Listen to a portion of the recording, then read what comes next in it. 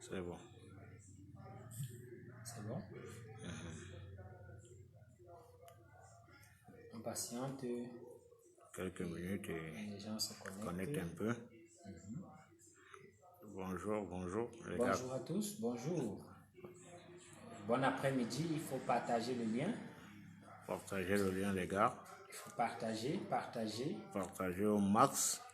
C'est la conférence de presse de Antoine Takafo sur les échecs historiques du renouveau en quelques clichés. Antoine Takafo est un écrivain. Il est militant du MRC dans la fédération départementale de la Meune. Partagez le direct, partagez au maximum. Partagez au max les gars. Bonjour. Vous ne regretterez pas d'avoir suivi cette conférence de presse. Partagez. Ça va, les gars. On peut déjà lancer. Oui, il faut lancer déjà. Ok, monsieur Antoine Takafo, vous donnez aujourd'hui une conférence de presse sur les échecs historiques du régime Biya, du renouveau. En quelques clichés, vous avez la parole. Alors, merci de cette opportunité que vous me donnez aujourd'hui. Je dis bonjour aux internautes et je suis tout heureux, n'est-ce pas, d'avoir l'occasion que vous me donnez de donner mon avis sur le bilan du renouveau. J'ai d'ailleurs commis un ouvrage dans ce sens en 2013 intitulé « Le faux départ d'Amadou Ahidjo pour les raisons du bilan mitigé du renouveau ». Nous nous souvenons tous que lorsque M. Biya arrive au pouvoir en 1982, il trouve un pays stable sur le plan politique et prospère sur le plan économique. D'ailleurs, lui-même l'a reconnu et dans son discours de prestation de serment, il a promis, n'est-ce pas, au peuple camerounais de ne jamais faillir d'être d'abord loyal vis-à-vis de son prédécesseur, mais aussi maintenir le cap quant à ce qu'il avait déjà entrepris pour le développement de ce pays. Il s'est engagé à mettre, n'est-ce pas, de la rigueur dans la gestion des affaires publiques et, n'est-ce pas, et de moraliser les comportements. Vous constatez avec nous que 37 ans après, alors que c'est encore lui qui est aux affaires, le Cameroun est désormais un pays pauvre, très endetté. La situation politique est catastrophique. La démocratie qu'il avait promis, on la cherche sans trouver. La prospérité est devenue une utopie. Il regrettait dans l'un de ses discours, n'est-ce pas, que des jeunes formés à grands frais attendent quelques mois, plusieurs mois pour être pris en solde au terme de leur formation.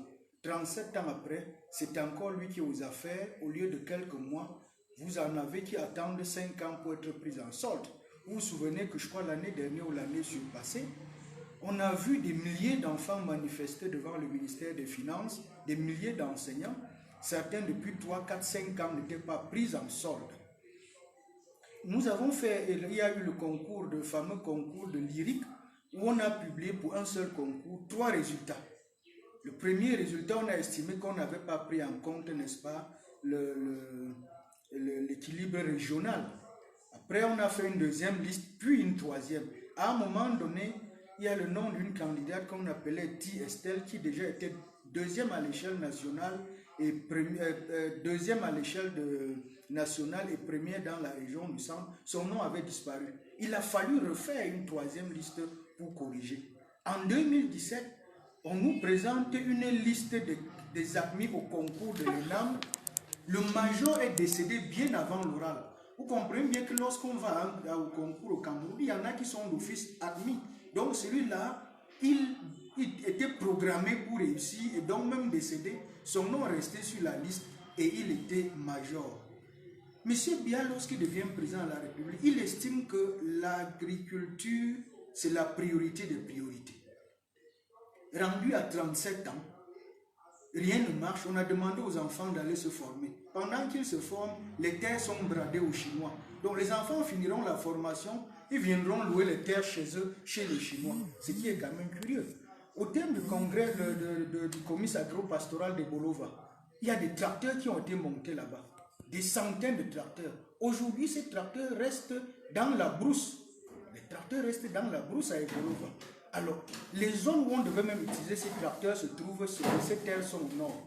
Pourquoi est-ce qu'on a choisi de monter les tracteurs à Ebolova alors que les terres où on devait plus les utiliser se trouvent plutôt dans le nord?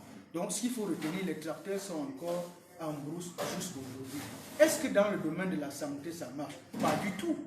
Vous regardez, vous vous souvenez de l'affaire Koumatekel? Cette femme qui est à l'hôpital La Kentini s'est fait opérer à la lame de rasoir par, n'est-ce pas, sa belle-sœur, parce que le personnel de santé ne s'en occupait pas. Elle a dû se servir d'une lame de rasoir pour essayer de sauver les jumeaux de Monique Koumatekel. Nous nous en souvenons.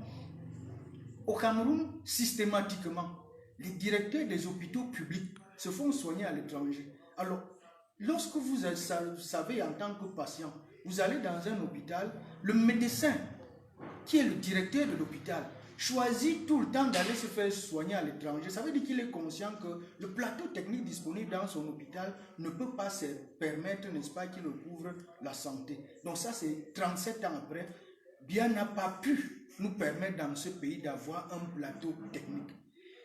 Nous avons dans les victimes de l'opération épervier qui se retrouvent en prison aujourd'hui. Des gens sont en prison pour avoir volé des milliards. Mais lorsqu'ils tombent malades, c'est encore avec l'argent du contribuable, victime de ces actes, qu'on l'évacue à hauteur de centaines de millions. Ça veut dire qu'il a volé de l'argent, il a été emprisonné pour cela, et lorsqu'il est malade, on prend encore l'argent du pauvre contribuable pour financer son évacuation sanitaire. C'est un scandale. Alors, le sport qui était devenu un exutoire pour les Camerounais, aujourd'hui, où en est-on?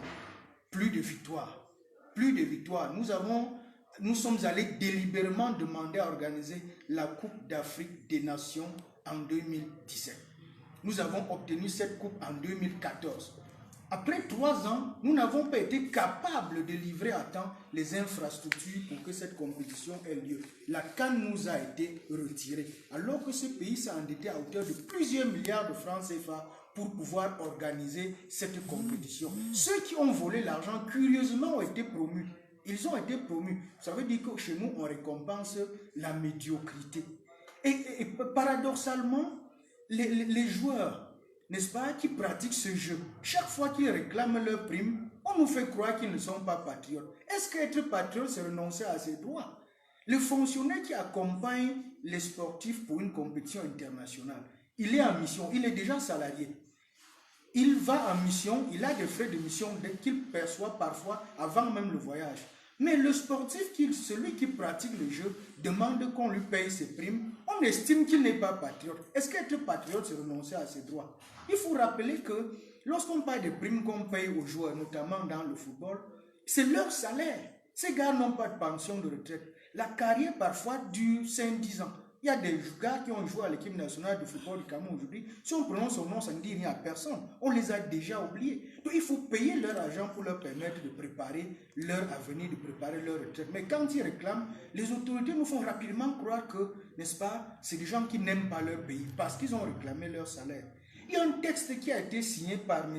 Biya en 2014, après la participation honteusement médiocre de l'équipe du Cameroun à la Coupe du Monde au Brésil. Ce texte fixait les primes et prévoyait que 3 mois avant les compétitions, l'affaire des primes devait être réglée. Rendu à 2019, les mêmes problèmes demeurent. Pourquoi choisit-on de parler de questions de primes à la veille de la compétition? Parfois dans la nuit, la veille de la compétition, c'est en ce moment qu'on met les questions de primes sur la table. Résultat de course, les joueurs arrivent à la compétition étant complètement démotivés, d'où les mauvais résultats que nous enregistrons. Mais curieusement, tout ça, personne n'est sanctionné. Alors, lorsque M. Biya devient président, il estime que dans notre pays est promu un très bel avenir, mais il y a un obstacle majeur, qui est le tribalisme. Il promet de tout mettre en œuvre pour que le tribalisme cesse dans notre pays. Après 37 ans de règne, où en sommes-nous? Je crois que le dernier scandale en date, c'est l'affaire de Saint-Mélima, où la police et la gendarmerie encadraient les casses des boutiques de Bamileke, qui étaient au préalable étiquetées. Les policiers regardaient faire. On peut considérer qu'ils ont encouragé ça. Des gens pillaient et transportaient des marchandises de Bamileke et de Bamoun devant eux pour aller chez eux. C'est un scandale. Personne. Et curieusement, quelques jours après, on parle d'une réunion de crise. Les auteurs du vol sont autour de la table. Les auteurs du vol sont là. Et puis se plaignent, disent, nous avons fait ça parce que nos élites nous trompent. Nous n'avons pas de travail. Et voilà ce qu'un député sort de son chapeau comme idée. Désormais, à Saint-Mélima, seuls les natifs doivent conduire la moto. C'est curieux. Voilà le genre d'emploi chez le président de la République qu'on revendique pour les enfants, conduire la moto. Il n'y a pas un seul enfant qui peut décider. Si vous posez la question à un enfant aujourd'hui, qu'est-ce que tu voudrais devenir dans la vie? Il vous dit, je voudrais faire la moto. Vous allez crier au scandale. Ceux qui font la moto aujourd'hui, c'est parce que bien a échoué qu'ils se sont retrouvés là. Voilà donc le type d'emploi qu'on revendique pour les enfants. Donc les cas sont liés à Saint-Mélima, personne n'a été arrêté. Pourtant, il y a quelques mois, nous avons été arrêtés emprisonnés pour avoir fait une marche blanche. Les mêmes policiers et gendarmes ont encadré les casses. Après, il y a eu l'affaire de Bolova. Et Bolova est dans ce pays, à l'intérieur du Cameroun. Nous avons décidé, nous, MRC, d'aller faire des meetings là-bas. À l'entrée de la ville, on a été bloqué. On n'a pas pu entrer à Bolova, dans le Cameroun. Alors que M. Biya avait dit qu'il faut combattre le tribalisme. Les enfants qui sont venus faire ça ont été payés. Et ils l'ont dit. Nous avons été payés pour le faire. Le sous-préfet a été clair. J'ai reçu des instructions pour que vous n'entrez pas à Bolova. Nous avons entendu un haut cadre de l'armée dire à notre ami politique Ifoubé que, mais si vous êtes anglophone, donc ambazonien, vous, pour les ambazoniens, n'entrez pas à Bolova. Donc il est anglophone, il est ambazonien. Donc c'est un criminel, il n'entre pas à Bolova. Alors j'ai pu lire quelque part certains internautes qui disaient, mais vous partez d'ailleurs pour faire le meeting à Bolova. Vous n'avez pas de militants à Bolova. Mais c'est ridicule. Nous savons que le fameux meeting qui a été présenté comme meeting à l'occasion duquel l'Ouest a tourné le dos à Kamto. Les Camerounais militants du MRC, du RDPC, sont partis de partout dans la République. Malheureusement, ils n'ont même pas pu faire le plein de la tribune. Nous avons vu une certaine Marie-Paul l'amie de tous les jours du ministre Momo, venir faire des selfies, des directs en plein cœur de Bafoussam en disant « me voici à Bafoussam ». C'était là une posture de défi.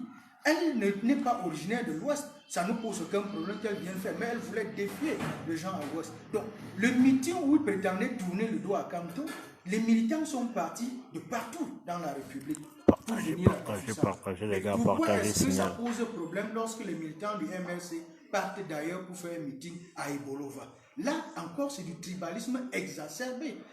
Hier ou avant-hier, c'est l'affaire Buka Voyage. D'où vient-il qu'une agence de voyage refuse de transporter les militants d'un parti politique? Alors, les militants du MRC qui sont allés voyager à travers cette agence ont montré effectivement que le MRC n'est pas un parti tribal, parce que vous avez des agences de voyage à Yaoundé qui appartiennent à des fils de l'Ouest. Mais ils ont choisi de prendre Buka Voyage parce qu'ils n'ont pas à regarder l'origine tribale de propriété d'une agence pour emprunter ces bus. Les gars, partagez. Pour aller à Bolova, les militants du MRC ont pris les bus de Buka Voyage pour aller à Bolova. Mais plus tard, quand ils prennent les mêmes bus pour aller à Douala, on leur sort les bus, on leur dit « vous ne pouvez pas, Buka Voyage ne transporte pas les militants du MRC ». À l'analyse, le propriétaire de l'agence a certainement été victime de pression après, n'est-ce pas, le premier scandale de Saint-Mélima et a finalement choisi de faire partie les militants du MRC. Sauf que là, c'était une grosse bêtise. Elle n'a pas mesuré les conséquences avec les réseaux sociaux. Ça va très vite aujourd'hui. Elle est députée à l'Assemblée nationale. Là, elle a sacrifié pratiquement son entreprise au profit d'un mandat de sa réélection qui n'est pas du tout certaine.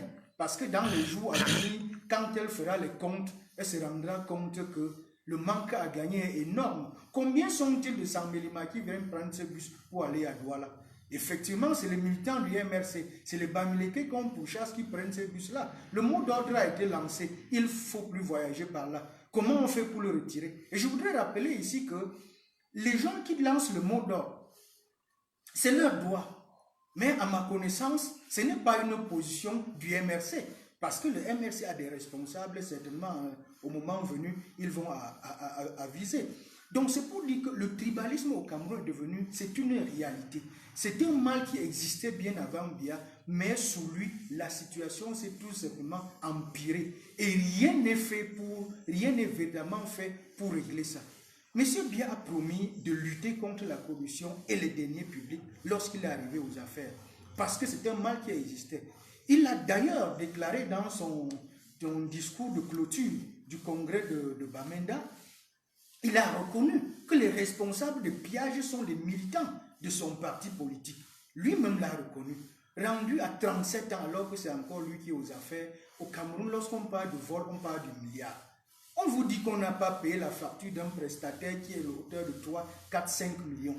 Mais là, on dit parce qu'il n'y a pas d'argent. Mais lorsqu'on parle de détournement de deniers publics, c'est toujours en termes de milliards. Donc, plus on arrête les gens, plus ils volent. C'est devenu un sport favori pour les fonctionnaires. Ce qui est quand même curieux. Et ceux qui pensent que M. Biya est déterminé à lutter contre le détournement de deniers publics, ils sont naïfs. Je vais vous expliquer pourquoi véritablement il ne peut plus régler cette affaire. Lorsqu'il arrive au pouvoir en 1982, M. Biya, comme je l'ai dit tout à l'heure, a trouvé un pays stable sur le plan politique et prospère. Il a reconnu. C'est un homme très volontariste et très enthousiaste qui arrive aux affaires en 82. Les Camerounais sont d'ailleurs très contents de cette alternance qui était totalement inattendue. Seulement quelques mois après son arrivée aux affaires, il y a ces multitudes de tentatives de coup d'État qui interviennent. Pour un homme qui n'était pas suffisamment charismatique, n'était pas capable d'aller au charbon, il s'est replié au palais et il a fait confiance à quelques lieutenants qui se battent pour qu'on garde le pouvoir. Et puis la contestation venait d'où? En réalité, comme le dit de manière très pertinente le professeur Fogui dans son ouvrage « Voici comment le RDPC est né à Bamenda en 1985 », en fait, M. Biya est arrivé aux affaires par cooptation, de manière totalement inattendue. Sa désignation comme président de la République a autant surpris que la libération de Kanto. Donc, les gens étaient tellement surpris qu'il y avait la contestation au sein de l'appareil. Les gens qui ne l'ont pas vu venir ont craint qu'il y aura des représailles. Donc, avec les différents coups d'État qui ont suivi en l'espace de quelques mois, il s'est replié au palais et il a fait confiance à quelques lieutenants qui se battent pour conserver le pouvoir. Évidemment, pour y arriver, il fallait bien trouver de l'argent. Sa légitimité était là discutable. C'est d'ailleurs pour ça qu'il a organisé l'élection présidentielle du 14 janvier, la seule élection qu'il a gagnée, parce que toutes les autres, c'était la tricherie. Il a organisé une élection présidentielle le 14 janvier 1984, où il a été élu à 99,80 quelque chose %. Le but de cette élection était de se faire une certaine légitimité. Malgré ça, il était contesté au sein de l'appareil parce que les gens ne l'avaient pas vu venir. Donc, quand il promet de lutter contre la corruption et le détournement des deniers publics, il est bloqué en ce moment parce que pour que son pouvoir soit maintenu, il faut laisser la latitude aux fonctionnaires de se servir pour financer le parti. C'est d'ailleurs pour ça que lorsqu'en 88, on l'interpelle, il est interpellé par les journalistes, on lui dit les fonctionnaires volent l'argent de l'État. Il demande si on a les preuves. Même le président de la République demande si on a les preuves, c'est quand même curieux. Il a les moyens de chercher les preuves. Alors, il dit, est-ce que vous avez les preuves? Parce qu'il est conscient effectivement que les gens sont en train de voler. Et c'est que tant qu'ils n'ont pas cet argent-là pour financer, pour empêcher à la flamme qui vacille de s'éteindre, ça ne va pas tenir. Donc, il a laissé faire. Et puis, dans les années, en 96, lorsqu'il sent la pression sur lui, pour qu'elle baisse un peu, il décide de modifier la Constitution où il dit désormais, il a intégré ce paramètre où le président de la République est élu pour 7 ans renouvelables, n'est-ce pas, 2 fois. En ce moment-là, au sein de l'appareil du régime, ceux qui ont des ambitions commencent à se préparer pour 2011, ambitions purement légitimes. Ils avaient oublié que c'était un homme qui aime bien jongler. Alors, à la veille de 2011, quand nous sommes à la veille de présidentielle, ceux qui se préparaient déjà pour l'alternance parce qu'ils se disent que le champion ne sera plus candidat. En réalité, c'est ces gens-là qui sont en prison. ceux qui ont commencé à avoir des ambitions pour cette histoire de G11, ils avaient des ambitions légitimes parce que M. Biya était censé ne plus être candidat en 2011. Ils ont commencé à se préparer. C'était tout à fait normal. Malheureusement pour eux, à la veille de 2011, ils utilisent l'honorable François Fournier et quelques députés pour introduire notre amendement. La Constitution est modifiée en 2008 pour lui permettre de se présenter ad vitam aeternam. Donc, M. Biya aujourd'hui ne peut plus lutter véritablement contre la corruption parce que c'est grâce à la corruption et au détournement des deniers publics que le régime se maintient. Sa stratégie est toute simple. Il laisse les fonctionnaires voler pour financer le système. C'est pour ça d'ailleurs, il n'y a qu'au Cameroun que les ministres sortent de l'anonymat. Ailleurs, on les voit venir. On prend majoritairement les ministres parmi les élus parce qu'ils ont une certaine connaissance. Il sort les ministres de l'anonymat. Il les tient par le décret et les intéressés tiennent les populations à la base avec de l'argent, le savon, l'huile qu'on distribue. Tout à l'heure, là, avant que je ne vienne, j'ai vu on avait payé quelques chauffeurs de moto qui font le tour de ville pour donner l'impression que le renouveau vit encore. Alors, lorsque notre départemental et les autres sont sortis de prison, on a vu des centaines de motos Tarseman se mobiliser. Venus demain, ils nous ont accompagnés pendant toute la journée gratuitement. Mais au RDPC, pour le faire, ça se paye. Donc, la corruption, le détournement des deniers publics, le tribalisme, M. Biya a promis ces mots-là, rendu à 37 ans de pouvoir, c'est lui qui est encore là. Et malheureusement, la situation s'est tout simplement empirée. Et ici, je vais, comme vous me donnez cette occasion, de dénoncer un autre fait. Dans le souci de garder le pouvoir, Biya fait fi des compétences au profit de la loyauté. Vous verrez que dans le gouvernement, vous avez des gens qui ont fait carrément sous Biya, ils ont fait carrière de ministre.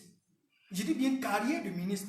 J'ai un professeur de lycée retraité qui me disait encore, confié encore il y a quelques semaines, que son acte d'intégration à la fonction publique avait été signé par M. René Zengele. C'est le même René Zengele qui a signé son acte de départ à la retraite. Donc le même est toujours là. Aujourd'hui, il est au Sénat.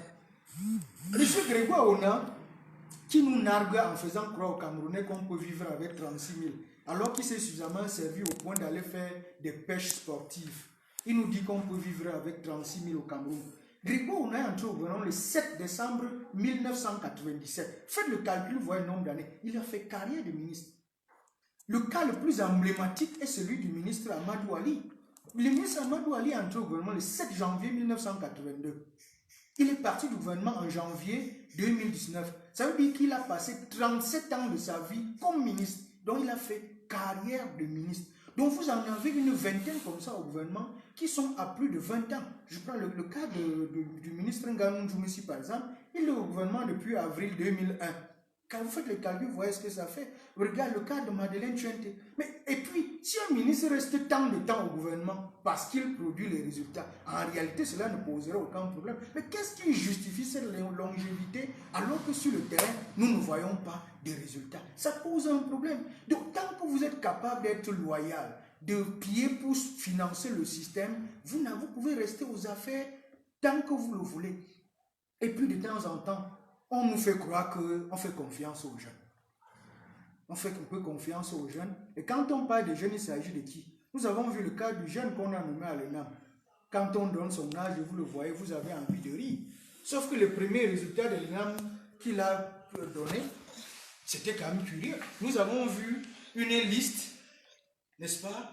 Les résultats de l'ENAM, qui est le premier résultat qu'il a donné. Les noms des candidats définitivement admis se sont retrouvés en même temps sur la liste d'attente. À 2 reprises, après 2 corrections, on a retrouvé les mêmes problèmes. Et le ministre Lé nous racontait que c'est des erreurs matérielles. Et puis il allait signer l'acte de correction un dimanche. On n'est pas censé signer les actes administratifs. Ce jour, il a fait un dimanche. Récemment encore, la poudre aux yeux pour faire croire qu'on contente un peu les jeunes.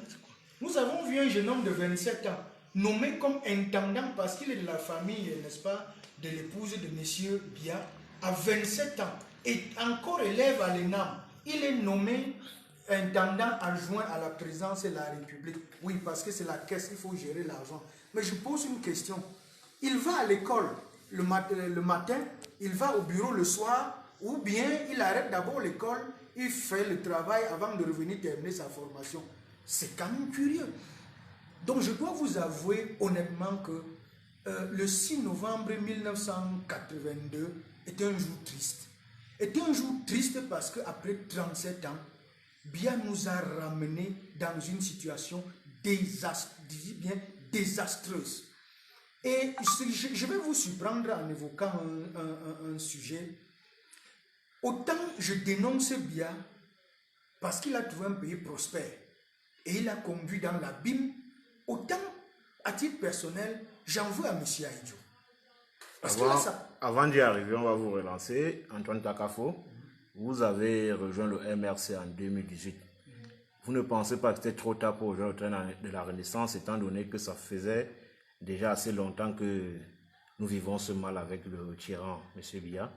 Quelle était votre motivation en ce moment-là? Quel s'est déclenché le pic de votre adhésion au MRC? Alors, votre question est pertinente à plus d'un titre. J'ai été militant du RDPC, j'ai pris ma carte dans ce parti en février 97, donc c'est pratiquement après 21 ans que j'ai démissionné. Vous allez vous demander pourquoi si tard et pourquoi j'y suis resté. Oui. J'y suis resté effectivement parce que le programme de société de M. Biya en réalité n'est pas mauvais. Le problème c'est la mise en musique qui pose problème. Alors, au sein de la maison, moi j'ai toujours dénoncé. Je crois que si vous avez l'occasion de rencontrer des anciens camarades du parti, ils vous diront qu'on m'a toujours considéré dans le RDPC comme un opposant. La preuve, je n'ai jamais eu de mandat électif au sein du RDPC parce qu'on a toujours estimé qu'en me donnant un mandat, je leur poserais un problème. Je vais vous conter une anecdote. Nous écoutons. En 2007, lorsqu'on constitue les listes pour les élections municipales à Tcham, il est question pour chaque groupement de produire un certain nombre de candidats. Il revenait à la base militante de chaque groupement de produire ces candidats. Dans mon groupement à Fongonde, nous avons droit à 3 places. Donc les militants de base nous ont investi à 3. Sauf que lorsque la liste arrive au niveau de la maison du parti, le président de la section de l'époque, M. Momo Kenfak pour ne pas le nommer, s'oppose carrément à ma candidature parce qu'il estime que non seulement je ne suis pas contrôlable, mais aussi je lui ai fait un affront. L'affront dont il parle, il s'agit de quoi? Lorsque M. Kwetejan est revient au gouvernement le 22 septembre 2006 au ministère de l'Agriculture, nous avons une conférence conjointe de sous-section à Fongonde.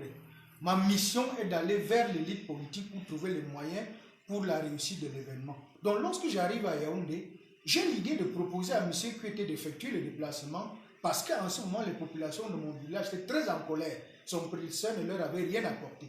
Alors, je suggère à M. Kwete de faire le voyage pour susciter l'espoir auprès des populations. Le meeting avait lieu, n'est-ce pas, le 20 janvier 2007. Il m'a écouté et a fait le voyage. Le président de la section n'a pas apprécié ça. Il a estimé que j'avais engagé la démarche sans l'associer et donc pour me sanctionner, déjà je ne suis pas contrôlable, je ne pourrais pas être conseiller municipal. Curieusement, aucun autre responsable dans la salle n'a trouvé cela anormal.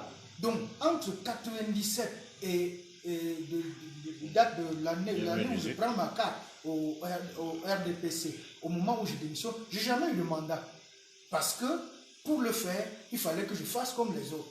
Par exemple, me plier et accepter qu'on fasse des bêtises, vous applaudissez, mais moi, j'ai toujours, n'est-ce pas, dénoncé ce qu'ils n'apprécient pas. Donc, quand je décide de partir du RDPC, en passant, l'ouvrage dont on parlait tout à l'heure, le faux départ d'Amadou Ahidjo ou les raisons du bilan mitigé du renouveau, cet ouvrage date de 2013. Vous comprenez bien que je faisais déjà l'autopsie du renouveau en 2013 à travers cet ouvrage-là. J'ai toujours dénoncé, étant dans cette maison, ce qui m'a valu de ne jamais être élu. Donc quand je décide de quitter le RDPC, il faut mettre ses valises quelque part parce que j'estime qu'il faut participer à la construction de la cité. Il faut choisir un parti politique. J'ai fait le tour d'horizon. Et pourquoi j'ai choisi le MRC? J'ai choisi le MRC pour 3 raisons. La première raison, c'est la qualité du programme du MRC que j'ai amplement parcouru. Mais la qualité du programme ne suffisait pas. Parce que le programme du RDPC déjà n'était pas mauvais. Donc le programme peut être mauvais, bon et ne pas être appliqué. La deuxième raison, c'est la trajectoire personnelle du leader. Les responsabilités qu'il a occupées, sa statut sur le plan international.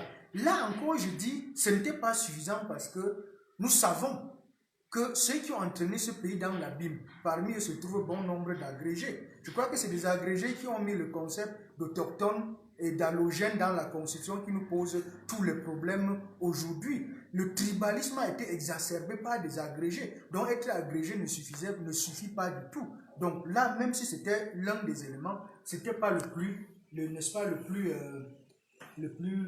déterminant. Finalement, après les deux premières raisons, la dernière, c'est l'homme lui-même, l'homme Kamto. Parce que pour construire le Cameroun, on n'a pas seulement besoin d'avoir un bon programme, d'avoir une trajectoire académique et professionnelle de très bonne qualité, mais aussi, il faut et surtout être un homme intègre. Et en parcourant cela, j'ai compris qu'il était l'homme qu'il faut. Pourquoi? Monsieur Kamto, lorsqu'il part du gouvernement en 2011, j'ai eu tout le temps de travailler là-dessus. S'il avait pris un radis de manière indue, comme tous les autres le font, on n'aurait pas attendu les marchés de janvier pour l'arrêter. Il aurait été arrêté au lendemain de sa démission du poste de ministre. Il aurait été arrêté dès qu'il a pris les rênes du MRC et a dit « je suis candidat ». Un peu comme on a fait avec le ministre Titus Edzo en 1997. Lui, il a démissionné, sauf qu'il n'avait pas été conséquent. Monsieur Kamto, qui était un visionnaire, savait qu'il, plus tard, il peut ambitionner de devenir président de la République. Il s'est arrangé à ne pas faire comme les autres. Donc, s'il avait pris un radis de manière indue, il aurait été arrêté au lendemain de sa démission. Pour ceux qui ne le savent pas, il n'a jamais eu de garde. Lorsqu'il devient membre du gouvernement, il n'a pas pris de la voiture de fonction, ce qui est rare chez nous. Donc, tous ces avantages qu'on donne aux membres du gouvernement, il a dit, le Cameroun a trop de problèmes pour qu'on donne tant d'argent à une seule personne. Vous voyez combien les Camerounais sont en train de le faire. Ils ne sont pas nombreux. Aujourd'hui, on le traite de tribaliste parce qu'à la Cour constitutionnelle, il a dit, s'il y a un concours pour être boulou, comme me dit, je vais le passer. Pourquoi l'a-t-il dit? Parce qu'il se rend compte que dans ce pays, avec la longévité de M. Biya, les boulous se comportent finalement comme si le Cameroun était leur propriété. Et bien, quand même un bien serait le tien, il faut le gérer de manière rationnelle. Sinon, demain, tu n'auras plus rien. Donc, lorsqu'il a dit ce jour, s'il y a un concours pour être boulou, dites-moi, je le présente et je vais le passer. On a aussitôt, les Grégoire, on a aussitôt de dire, c'est la promotion du tribalisme. Je ne pense pas que c'est lui c'est lui qui propose que vous ayez dans le gouvernement 80% des ministres qui sont originaires de la même tribu, que les DG soient tous de la même tribu. Nous avons vu la même chose avec les préfets. Ce n'est pas M. Kamto, n'est-ce pas, qui les nomme. Donc, quand je décide de partir, voilà les trois raisons pour lesquelles j'ai choisi le MRC. Et je dois vous avouer qu'aujourd'hui, je ne suis pas du tout déçu. Parce que c'est un leader véritablement éclairé. Vous avez parlé tout à l'heure de notre emprisonnement. Moi, j'ai fait 7 mois. Je voulais y arriver parce que une fois vous entrez au MRC et le 26 janvier, vous êtes ambassier. Vous pouvez nous décrire les circonstances de votre arrestation et vos conditions dans le milieu carcéral. Oui, j'étais déjà en déplacement, je n'étais pas à Tchang lorsque j'ai eu l'information selon laquelle le parti avait programmé une marche pour le 26 janvier. Et j'ai dû faire le déplacement pour partir du nord où je me trouvais pour participer à cette marche parce que... Dans la Maine-Noire. Oui, dans le département à la Maine-Noire parce que j'estimais que les revendications que le parti veut porter sont pertinentes. Déjà, on posait le problème du hold-up électoral. Ceux qui nous disent que le MRC n'a pas gagné les élections, ok, on le leur concède. Mais ce qu'ils doivent savoir, c'est que les résultats des élections présidentielles de 2018, le pourcentage c'est 100,48%. Qu'on nous explique comment cela est possible. À l'occasion de la même marche, il était question d'interpeller ceux qui nous gouvernent contre notre volonté depuis quelques années, de les interpeller sur la guerre au nord-ouest, au sud-ouest, pour dire qu'il faut arrêter, parce qu'il y a déjà trop de morts. Et ensuite, il fallait, à l'occasion de cette marche, n'est-ce pas, demander à ce que ceux qui ont volé l'argent destiné à l'organisation de la CAN soient sanctionnés. Donc, moi, j'ai effectué le déplacement pour venir participer à cette marche à Tchang, parce que j'estimais qu'il fallait effectivement dénoncer. Donc ce matin du 26 janvier, je suis sorti de la maison étant prêt. Je me suis assis quelque part avec des amis à la gare routière où nous avons essayé d'échanger pendant quelques temps, le temps de nous regrouper pour la marche.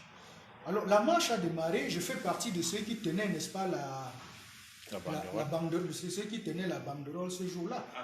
Donc, alors lorsque nous commençons avec la marche, elle était pratiquement achevée lorsque les autorités intiment l'ordre que la police nous arrête.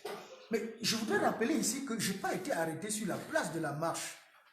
Il y a beaucoup de camarades qui ont été arrêtés là-bas. Mais moi, ayant participé à la marche, étant convaincu que nous ne faisons rien de mal, j'ai estimé qu'il était totalement irresponsable, n'est-ce pas, que des camarades avec qui vous avez participé à une marche soient arrêtés et que vous retournez tranquillement à la maison. Je me suis rendu à la gendarmerie pour m'enquérir de la situation. C'est là-bas que j'ai été... il y a d'ailleurs un policier qui a constaté que je voulais entrer à la gendarmerie et s'est avancé pour me dissuader parce qu'il est convaincu que si j'entre à la gendarmerie, il sera arrêté. Nous avons discuté pendant une quinzaine de minutes, je lui ai dit, je ne peux pas. Pourquoi devrais-je pas entrer parce que je n'ai rien à me reprocher? C'est pendant que j'échangeais avec lui, n'est-ce pas, que les éléments de la gendarmerie sont sortis et nous ont arrêtés avec une brutalité inouïe. Pendant que certains me frappaient avec la matraque, d'autres se servaient carrément de leur casque pour nous frapper dessus. Et puis ils nous ont conduits en cellule. Nous avons passé la nuit en cellule. C'était quand même incroyable. Lorsqu'on nous a mis en cellule ce jour-là, nous a intimé l'ordre de... Nous avons enlevé nos habits. Ils sont allés chercher de l'eau pour venir mouiller le sol. Donc nous avons passé la nuit dans cette cellule à la gendarmerie, nus, à se coucher sur l'eau. Le lendemain, nous avons été déportés à la prison centrale de Tchang, où on a encore passé une nuit. Et le lendemain, lorsque nous sortons de là, nous croyons que le calvaire était terminé. Nous sommes conduits à Bafoussam. De Bafoussam, nous sommes déportés autour de minuit pour Yaoundé au CCG, où on a passé environ 3 semaines dans des conditions tout simplement indescriptibles. Et plus tard, conduit au tribunal militaire et on a été mis sous mandat de dépôt. Donc, pour les détails, dans les jours à venir, le public aura plus de détails par rapport à cette affaire parce que nous avons pensé qu'il fallait écrire pour la postérité. Donc, il y a un ouvrage que j'ai commis qui sera disponible bientôt qui est intitulé « Sur le chemin de la liberté ».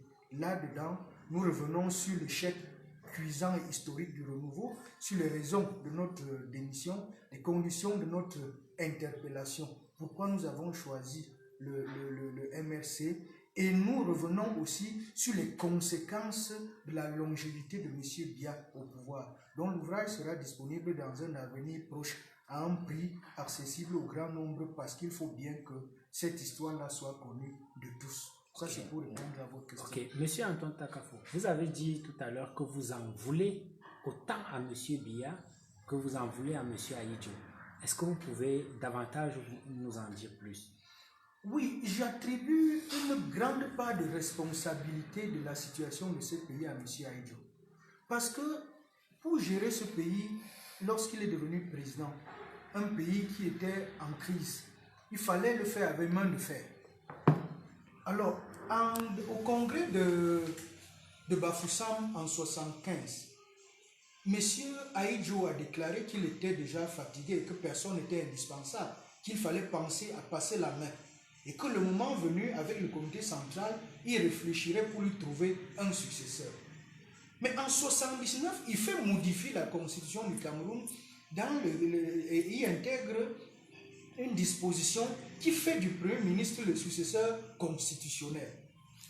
Les gars, partagez. Personne ne voit bien devenir président du Cameroun, même s'il est Premier ministre en 60. Il est déjà Premier ministre depuis 60. Les cœurs, il signale du les gars, les cœurs, partagez. Il décide de démissionner. Il aurait pu remplacer M. Biya à midi et démissionner à midi 5.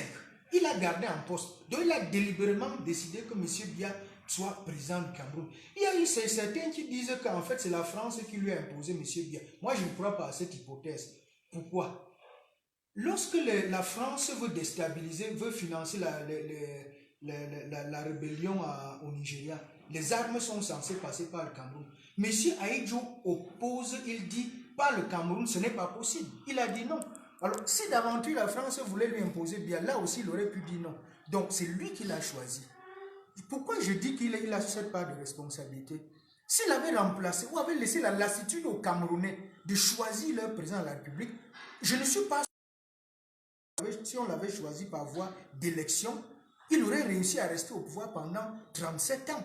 Et là, je dis, en faisant des petits calculs personnels, il nous a mis en difficulté. Ceux qui pensent qu'il a passé le témoin parce que véritablement, il pensait à l'avenir du Cameroun, ils se trompent. Je m'explique. Lorsque M. Ahidjo décide de démissionner, ses propres camarades s'y opposent et estiment que même s'il est fatigué, il peut se retirer, il peut rester président et donner plus de responsabilités à son premier ministre. Certains, comme Delphine Tsanga, sont allés même jusqu'à pleurer pour qu'il garde, pour qu'il ne démissionne pas. Peut-être c'est à titre de récompense que même étant sur la chaise roulante, elle est maintenue au conseil électoral. Donc ils sont allés jusqu'à pleurer pour qu'il ne démissionne pas. Mais il a démissionné. Il ne savait pas quelle idée il avait derrière la tête. En fait, M. Ahidjo, d'après mon analyse, est devenu président de la République en remplacement de M. André-Marie Mbida, qui était originaire du Sud. Alors, pour apparaître comme l'homme qui n'est pas tribaliste, il aurait souhaité que le pouvoir reparte d'abord au Sud avant de revenir au Nord. Donc, en 82, lorsqu'il démissionne, il a été réélu en 80, donc il a 2 ans de mandat, il lui en reste 3.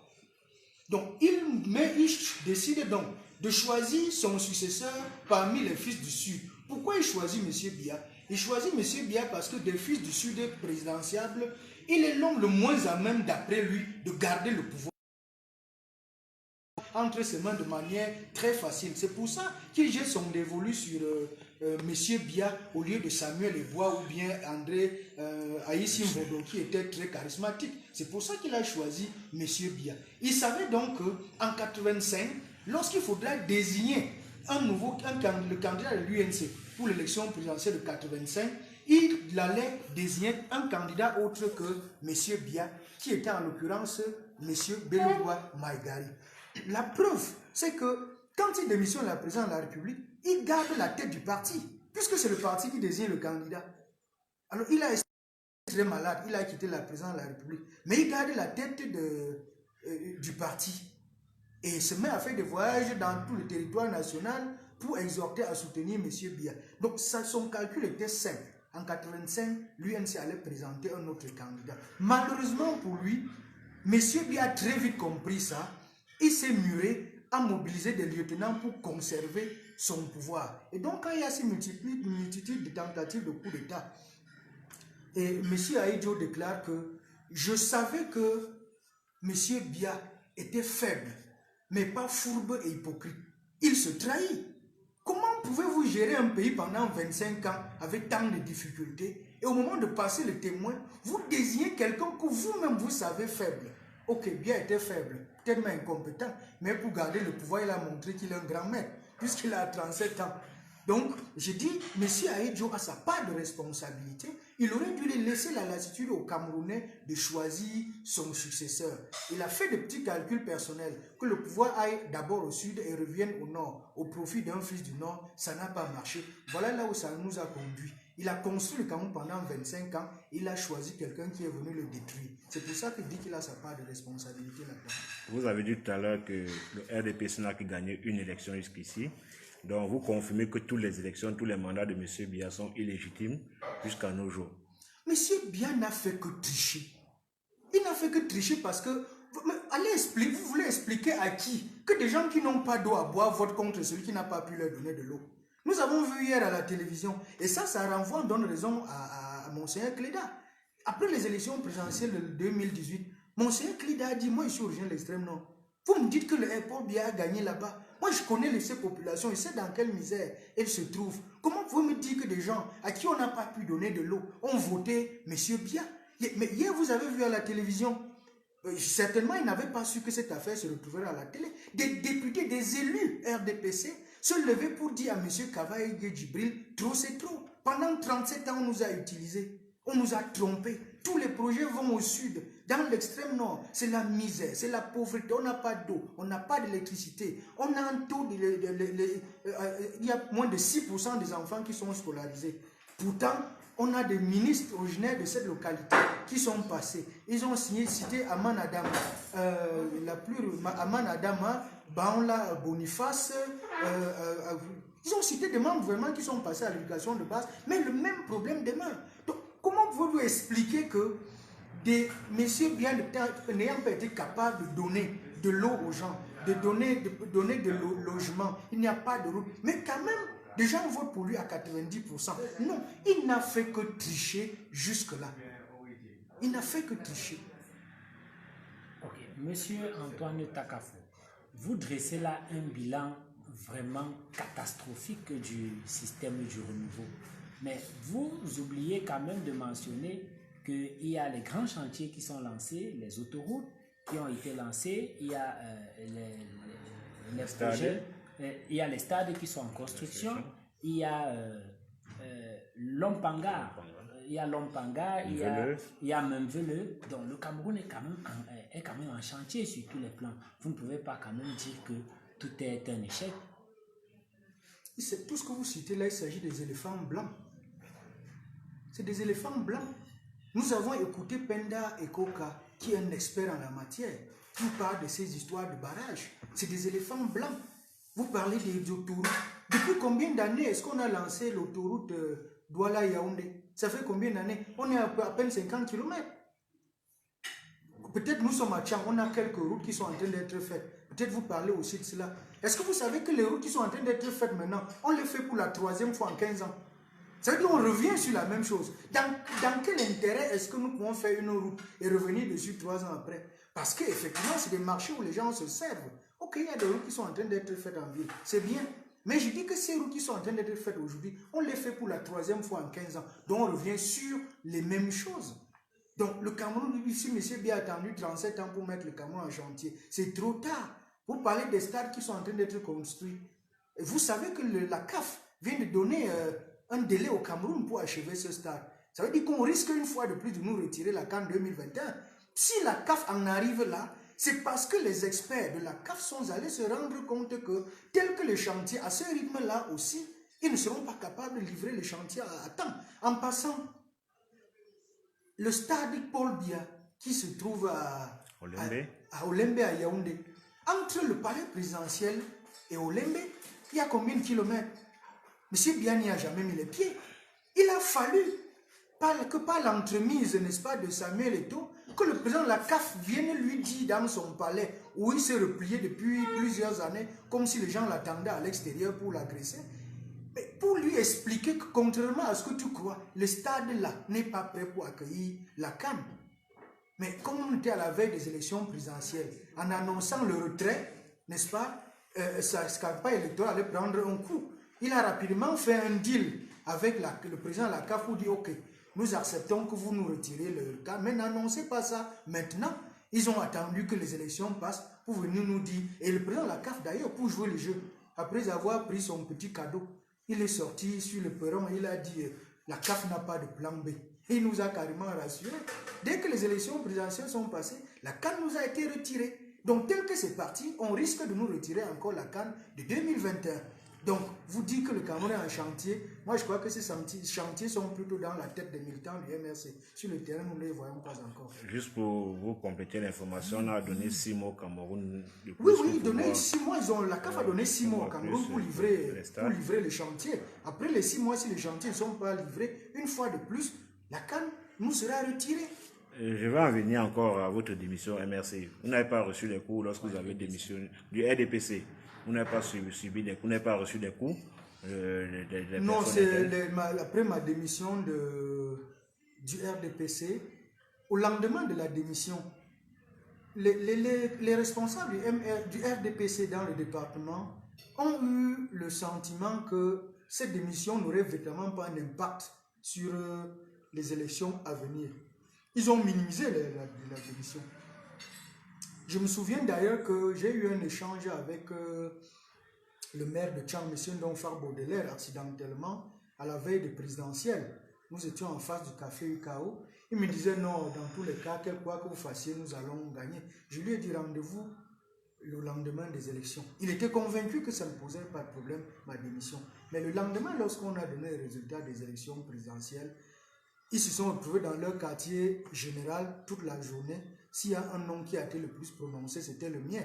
Parce que dans ma localité là-bas, on appelle F3, Fongonde, Fotetsa, Fauchon, Manchen, ils ont l'habitude d'aller là-bas ramener d'office une victoire à la soviétique pour le compte du RDPC. Mais au lendemain des résultats, ils sont rendus compte qu'effectivement, ils ont eu tort de minimiser cette démission-là. Ils ont été tout simplement laminés. Et dès cet instant-là, j'ai commencé à recevoir, n'est-ce pas, des coups. Et je voudrais vous conter une anecdote. Ils ont eu finalement si peur de ma présence sur le terrain que, au lendemain de notre interpellation à Tchang, certains ont jubilé au point d'offrir à boire. Qu'enfin, ce gare privé de liberté, nous avons la paix. Vous avez un monsieur comme le DG de la Caplamé à cette époque-là, monsieur Sontia Etienne, qui a jubilé au point d'interpeller les jeunes militants du MRC de Fauchon-Tchang pour leur dire, je crois que vous avez vu, je crois que la prochaine fois vous continuez sera votre tour. Nous avons le député de l'arrondissement de Tchang, de Sa Majesté Ngefar Placide, qui a jubilé parce qu'on nous a arrêtés, parce que convaincu que si nous sommes en liberté, il n'a aucune chance à l'avenir. Donc, les coups, depuis les élections, que les élections présidentielles sont passées, nous en recevons au quotidien et nous tenons debout parce que nous défendons une cause noble, dont les rebuffades de nos détracteurs glissent sur nous comme de l'eau de pluie sur le dos d'un canard. Ok, merci monsieur Antoine Takafo. Peut-être une dernière question pour la route. Après tout ce bilan que vous avez dressé, on en sort comment? Comment on en sort? Comment on en sort? C'est la question que vous me posez. Le renouveau n'est plus capable d'apporter une solution. C'est une vérité de la palisse. Le renouveau n'est plus capable d'apporter une quelconque solution. Nous avons vu avec la crise anglophone.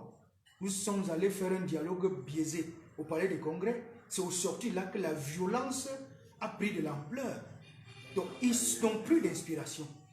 L'homme qu'il faut pour sortir ce pays de ce marasme, c'est bien le professeur Kamto. Peut-être qu'il y aurait des Camerounais qui seraient capables de mieux faire que lui. Mais pour l'instant, sur la scène politique au Cameroun, l'homme qui est capable, qui a tout le bagage et les idées nécessaires pour sortir ce pays de cette situation, c'est le professeur Kamto. Parce que je dis, au-delà de sa trajectoire sur le plan professionnel et académique, au-delà de la qualité du programme de société du MRC, il s'agit d'un homme intègre.